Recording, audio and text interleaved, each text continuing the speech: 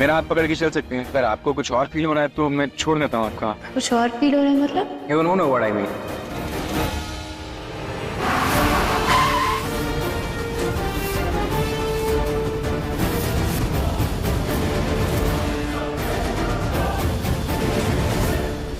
बहुत जख्म दिया है तूने नीति, अब मेरी बारी। तूने तो मेरी जिंदगी खराब की है, अब मेरी बारी।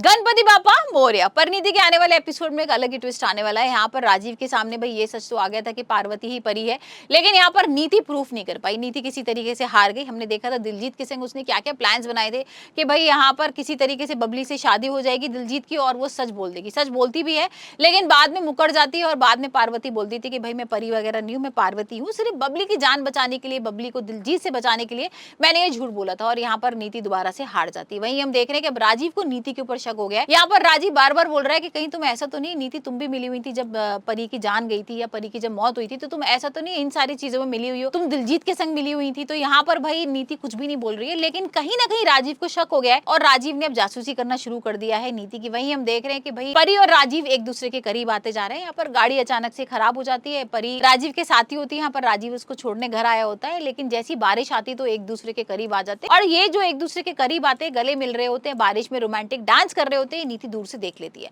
अब नीति क्या करेगी? नीति को तो भाई बिल्कुल भी पसंद नहीं है राजीव और परी का यहाँ पर एक दूसरे के संग मिलना, और ये तो डांस हो रहा है, वो भी रोमांटिक डांस हो रहा है। तो वैसे भी नीति को भाई धमकी वगैरह मिल गई है राजीव के थ्रू। राजीव ने बोल ही दिया था कि तुम अगर दिलजीत से मिलने जेल में गई और उससे बात भी की तो तुम सोच लेना कि मैं तुम्हारे से सारा रिश्ता तोड़ दूंगा। और यहाँ पर भाई वो मिलने भी चली जाती है। और वहीं हम देखेंगे कि दिलजीत की हालत बहुत खराब है, पूरा मुंह वगैरह सूजा हुआ है, उसकी पिटाई वगैरह ली हुई है। पहले तो भाई नीति को समझ में नहीं आएगा कि क्या हुआ, लेकिन जैसे वो बताएगा कि परी आई थी और परी ने अंदर से जेल में बंद करके उसको खूब मारा है, खूब पिटाई लगाई है डंडों से, तो यहाँ पर उसके होश उड़ जाएंगे। यहाँ नीति को थोड़ा सा डर लगने लगेगा परी से, और उसको ये तो समझ में आ गया है कि परी का भाई इस समय हाई टाइम चल रहा है, मतलब बहुत गुस्से वाला टाइम चल रहा है, और यहाँ पर वो किसी को भी नहीं छोड़ने वाली है। हमने नया प्रोमो भी देखा था जिसमें हमने देखा था कि भाई दिलजीत को जेल हो जाती है, और अब दिलजीत के बाद टर्न है नीति का।